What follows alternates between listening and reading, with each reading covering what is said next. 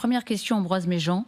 Vous, quelle est votre position par rapport au second tour? Je disais, il y a beaucoup de nuances au sein de la majorité. Et vous atterrissez sur quelle position? Ma position, elle est très claire. C'est celle qui a été donnée par le Premier ministre, qui est le chef de la majorité. Et je l'ai dit en tant que porte-parole de notre campagne, c'est pas une voix pour le Rassemblement national. Et la réalité politique qui vient d'être décrite très justement nous dit que la semaine prochaine, il y aura soit Jordan Bardella à Matignon, soit une absence de majorité absolue à l'Assemblée nationale. Et donc nous nous battons, et nous nous battrons toute la semaine pour éviter que l'extrême droite ne prenne le pouvoir dans ce pays.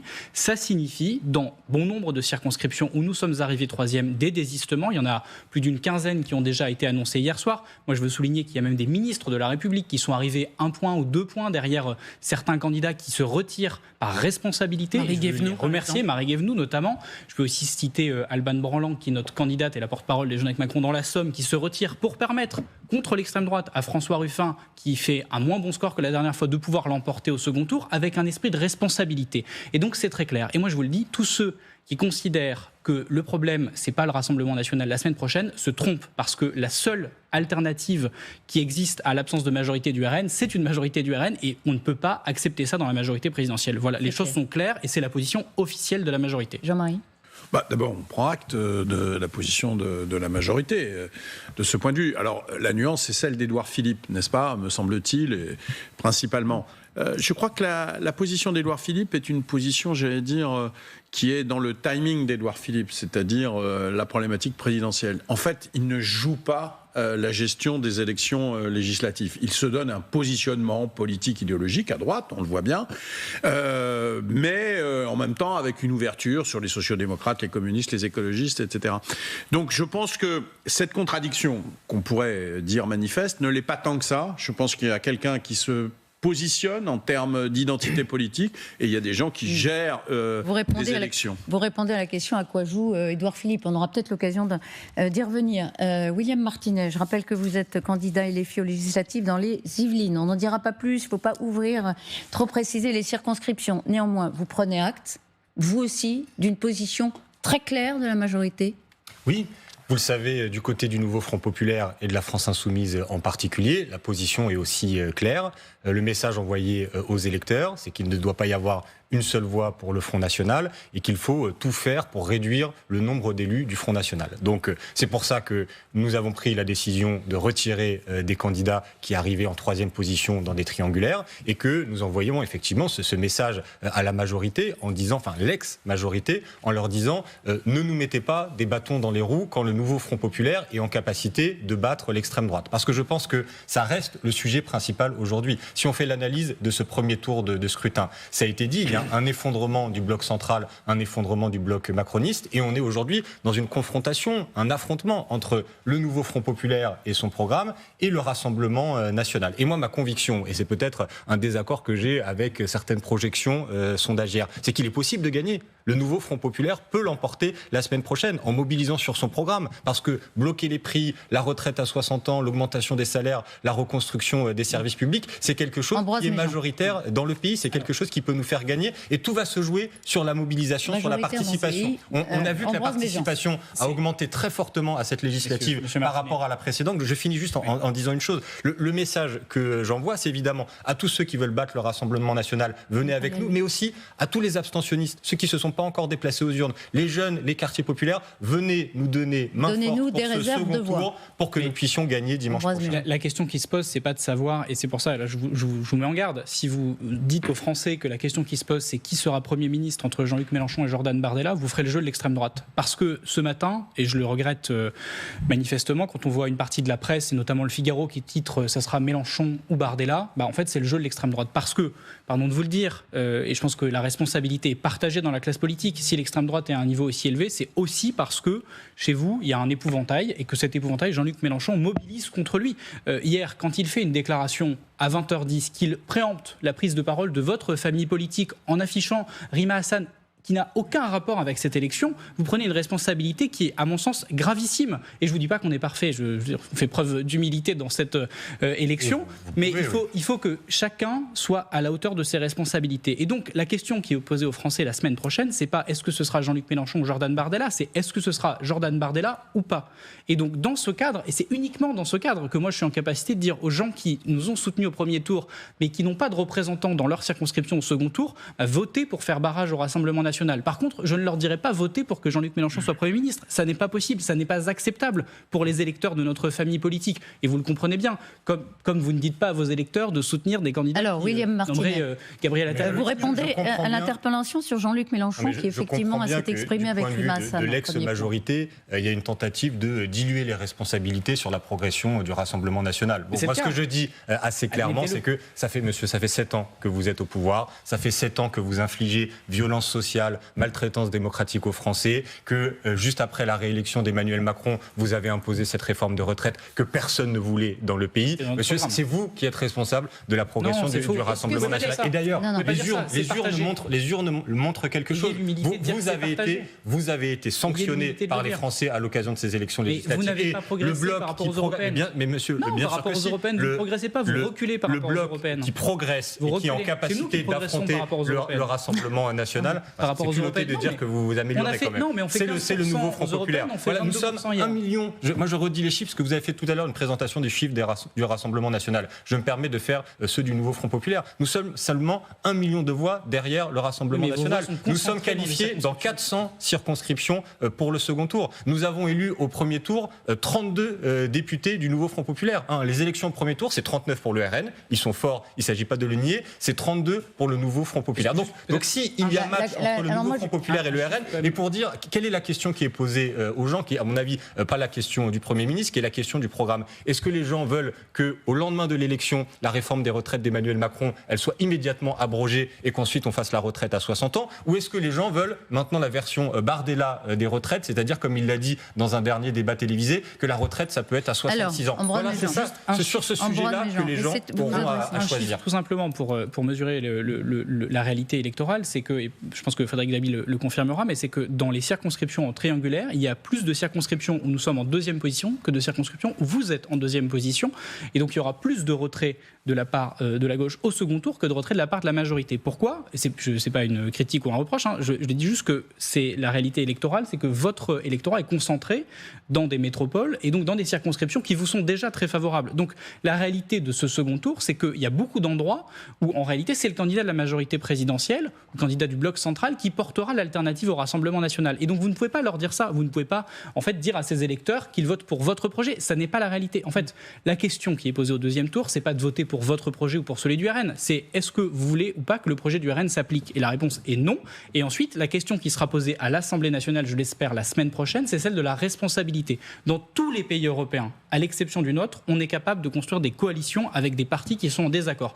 Notre pays se meurt d'un système électoral qui est défaillant. Ce système électoral défaillant, nous aurions dû le changer. Et là, j'allais dire, que ne l'avez-vous changé ? Oui, bien sûr, mais vous avez raison. Moi, je l'ai toujours défendu. Le MoDem l'a toujours défendu. Une partie de la majorité, pas suffisamment. Et moi, j'en veux aux gens dans la majorité, je le dis avec gentillesse, qui n'ont pas sauté le pas de cette proportionnelle parce qu'elle oblige la classe politique à une forme de responsabilité. Non, le président a toujours été favorable à ça. Non, ça n'a pas été mis à l'agenda. Mais en tout cas, c'était à lui de décider ça, et notamment avant de dissoudre. Je vous le dis, c'est à mon avis un chantier qu'on aurait dû faire et qu'on aurait dû ouvrir. Voilà, ça aurait été très différent. J'ai une question pour vous deux. Il y a 10,5 millions de Français qui ont voté pour le Rassemblement national. 12. Pardon ? 10. Non, 10 et 10,5. 10,5. Qu'est-ce que vous leur dites ? Parce que là, on voit bien l'ordre dans les circonscriptions, etc. Mais qu'est-ce que vous avez à leur dire ? Vous leur dire vous vous êtes trompé ? Alors, William Martinet. Changer d'avis. Par exemple, si vous leur des dites électeurs, que vous êtes trompé ?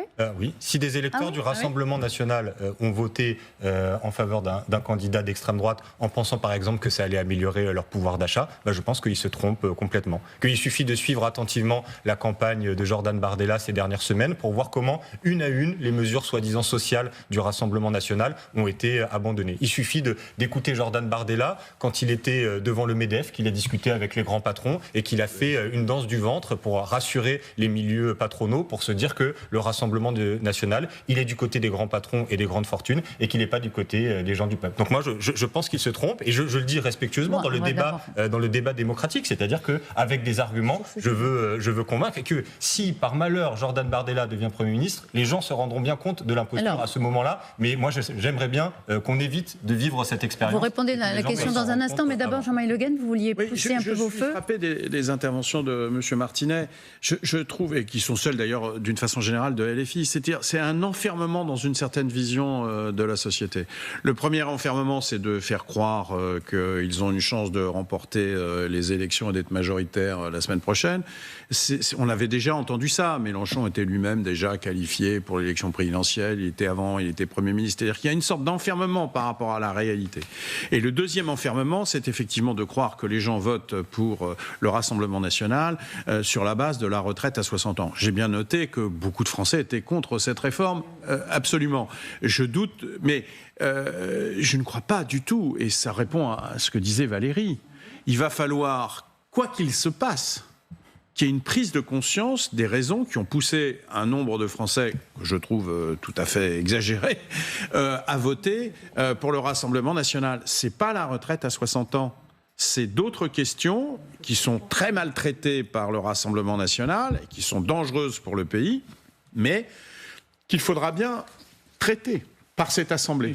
Et ce qui me frappe, c'est que pour l'instant, j'espère qu'un jour les choses vont se débrider, LFI, qui a le droit d'avoir ses positions, refuse cette réalité. D'accord. Alors, la question de Valérie sur qu'est-ce que vous dites aux 10 millions ? Je rejoins ce que vous venez de dire. C'est la phrase de Laurent Fabius. Le Rassemblement national pose les bonnes questions, mais apporte les mauvaises réponses. Vous dites, vous êtes trompé, comme le dit M. Martinet. Vous êtes trompé. Je dis, vous vous faites tromper, ce qui n'est pas exactement la même chose. Moi, je crois que les électeurs qui votent Rassemblement national le font en conscience. J'ai grandi en Ardèche, dans un petit village de 600 habitants, où j'ai voté hier, et le Rassemblement national fait 35% dans ce village. Le sujet, c'est pas la délinquance dans le petit village de Glun où j'habite, c'est pas l'immigration, c'est pas ça la question qui est posée là-bas. C'est paradoxalement même pas le pouvoir d'achat dans ce petit village qui se porte plutôt bien. Mais je pense qu'il y a une forme de côté les gens trouvent que les choses ne changent pas assez vite, que ça ne va pas assez bien. Ils voient aussi une réalité qui est parfois déformée par une partie de vos confrères. Et donc il faut réussir à apporter les bonnes réponses. Pardon, mais je ne veux pas parler de votre concurrence, mais il y a certaines chaînes d'information en continu qui donnent l'impression que le pays est à feu à sang, alors que ce n'est pas le cas. Et donc, je crois qu'il faut aussi pouvoir apporter des réponses à ces personnes sans les stigmatiser. Moi, c'est sûrement mes voisins qui ont en partie voté pour le Rassemblement national. Et donc, moi, je leur dis, non pas vous vous êtes trompés, mais vous vous faites tromper parce que, comme l'a dit M. Martinet pour le coup, donc vous leur dites, vous serez déçus. Oui, vous serez déçus forcément. C'est quand même le premier parti qui a abandonné la plupart de ses propositions avant même d'être élu. D'habitude, il y en a quand même certains partis politiques qui, dans le temps, abandonnaient leurs propositions une fois qu'ils avaient été élus. C'est ce qu'avait fait Nicolas Sarkozy en 2007 sur une partie de ses promesses. Emmanuel Macron aussi en a abandonné quelques-unes. On a mis en part une grande partie, mais voilà, c'est ça la différence entre l'analyse que je fais par rapport à M. Martinet. Je suis en total désaccord, et ça ne l'étonnera pas, avec l'analyse de M. Le Guen. Dire le Front National pose les bonnes questions, mais on y répond mal, qui revient à valider une part de leur thèse, c'est-à-dire à valider l'idée qu'il y a un problème avec l'immigration dans ce pays, que nous sommes submergés, que c'est un danger, etc. C'est exactement ce discours-là qui a participé à dédiaboliser le Rassemblement national, qui idéologiquement l'a renforcé, qui fait que même du côté de la Macronie, vous avez par les mots, par les actes et même à la fin, par les votes, valider les thèses du Rassemblement national. Dites-vous que cette loi immigration que vous avez votée il y a quelques mois, qui reprend le programme de Jean-Marie Le Pen avec la préférence nationale, avec la suppression du droit du sol, même si heureusement le Conseil constitutionnel a censuré une partie de ces articles. Quand la Macronie fait ça, qu'elle valide le programme du Rassemblement national, idéologiquement vous les renforcez. Alors moi ce que je veux dire, c'est qu'il serait peut-être temps dans ce pays qu'on ait des gens qui pensent... dites la réalité. Moi, les Français comprennent comprennent rien à leur sujet. Je pense, écoutez, il y a aussi 9 millions de Français qui ont voté pour nous. Donc on peut peut-être aussi les écouter. Il y a peut-être 9 millions. Il y a peut-être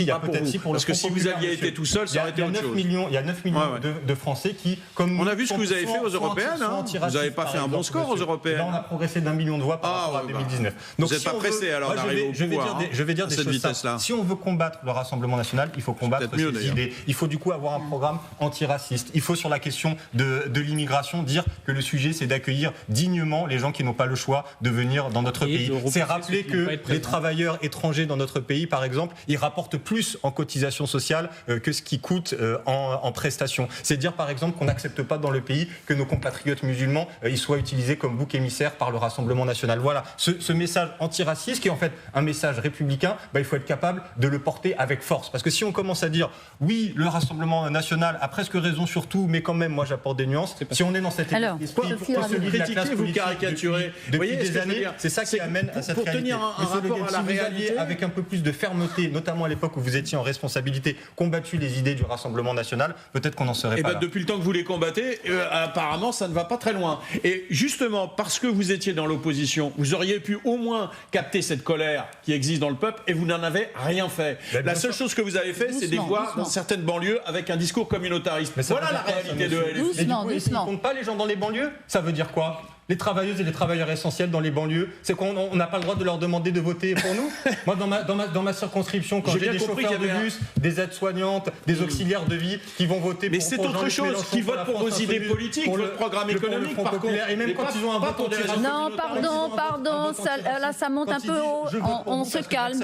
On se calme. Les musulmans soient stigmatisés. On se calme, on débat, on échange. Respectez un peu ces gens, monsieur. On C'est échange. pas des sous-français, c'est pas des sous-électeurs. Pardon, William Martinet, je vous interromps parce que c'est compliqué de parler les uns sur les autres. Vous aviez une question, Sophie ? Oui, c'est très intéressant parce que finalement, ce débat, c'est l'expression d'une colère, c'est l'expression d'une incompréhension et c'est l'expression, moi j'ai fait 3 campagnes de Jean-Luc Mélenchon et je vois virer les tous depuis le début, cette espèce d'aspiration à rejeter le système. C'est la même au Rassemblement national. Et il y a cette tension, ce rejet. Alors évidemment, on ne peut plus dire aujourd'hui que le vote du Rassemblement national, ça n'est qu'un vote de colère et un vote de rejet. C'est un vote d'adhésion, mais d'adhésion à quoi ? À des thèses qui finalement se rapprochent relativement de celles des insoumis et non pas de l'ensemble du nouveau Front populaire, qui sont celles du rejet de cette classe politique. Effectivement, la classe politique porte une espèce... Le Rassemblement national est plus près du pouvoir que de LFI qui porte ce message-là. Mais absolument, et nettement plus proche du pouvoir. C'est le sujet. Bien sûr.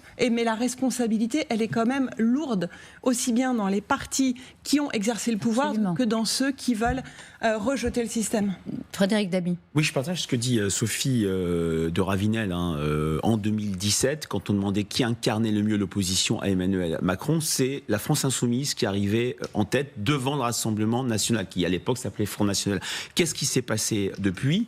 Tour a raison, mais c'est comme ça que les Français nous le disent dans nos enquêtes. La France Insoumise est apparue comme un parti tribunicien et incapable d'incarner une alternative à Emmanuel Macron, tandis que le RN et Marine Le Pen, en collant sur des sujets au cœur des préoccupations des Français. Si je prends notre sondage jour du vote des élections européennes, si je prends celui qu'on vient de faire pour LCI, Figaro et Sud Radio sur les préoccupations, sur les motivations du vote aux élections législatives, c'est 1, le pouvoir d'achat, 2, la santé, 3, l'immigration. L'immigration était en 2 au moment des élections européennes. Et puis, pardon de le dire, il y a la figure repoussoir de Jean-Luc Mélenchon. Alors, moi, j'ai une question qui a été Frédéric. Très forte dans l'isolement de LFI comme parti qui ne représente pas une alternative pour les Français. Question délicate, il ne représente pas une alternative pour les Français. Est-ce qu'il pousse certains électeurs à voter RN ? Est-ce que l'épouvantail va jusque-là ? Comme certains le disent, il faut... que disent vos équipes ? Non, je ne dirais pas ça comme ça. J'ai rappelé modestement l'historique et la source, c'est le baromètre IFOP, Fiducial, Beauparis, et Sud Radio, sur qui incarne le mieux l'opposition à Emmanuel Macron. Dès 2019, dès le mouvement des Gilets jaunes que la France Insoumise voulait récupérer, c'est le RN qui est passé en tête. Et il y a 2 chiffres qui me frappent. Jean-Luc Mélenchon inquiète plus les Français que Marine Le Pen, et il est perçu comme moins attaché aux valeurs démocratiques. William Martinet, vous répondez à ça ? Jean-Luc Mélenchon, il y a à peine 2 ans, a fait 22% à l'élection présidentielle. L'élection européenne qui s'est déroulée le 9 juin, la France Insoumise a fait 1 million de voix de plus que l'élection européenne précédente. Et moi, je veux bien qu'on dise tout ce qu'on veut sur Jean-Luc Mélenchon, mais je vais aussi me faire un retour de terrain. Moi, dans ma circonscription, quand je discute avec les gens, Jean-Luc Mélenchon, ça fait ouvrir des portes. C'est ce qu'il a dit de lui-même, d'ailleurs. Ça permet de convaincre des gens. Vous savez, il y a des électeurs avec qui je discute. J'explique ce qu'est le nouveau Front populaire, l'alliance des gauches, etc. Ils m'écoutent attentivement, puis à la fin, ils me posent la question, mais est-ce que Jean-Luc Mélenchon, il est avec vous? Et c'est au moment où je dis oui, que les gens se disent, c'est bon, j'ai confiance. 69% des sympathisants de gauche considèrent qu'il ne ferait pas un Premier ministre. Très bien, mais il n'y a pas de problème que 61% des électeurs de gauche. Du système médiatique contre Mélenchon, comme ça a toujours été le cas dans l'histoire, dans les leaders à gauche, et un impact sur l'opinion. Je dis pas le contraire. Moi, je vous dis juste qu'aujourd'hui, c'est une personnalité politique qui est incontournable dans la gauche, et nous n'aurions pas eu le résultat de ce nouveau Front populaire s'il n'y avait pas eu la France insoumise et Jean-Luc Mélenchon pour mobiliser. Mais est-ce que c'est une bonne idée? Si je peux me permettre. Alors, pardon, la défense, la position iconoclaste de Jean-Marie Le Guen, pardon, sur Jean-Luc Mélenchon, ce sera dans un instant. Merci beaucoup William Martinet et Ambroise Méjean d'avoir été avec nous. C'était passionnant de vous recevoir.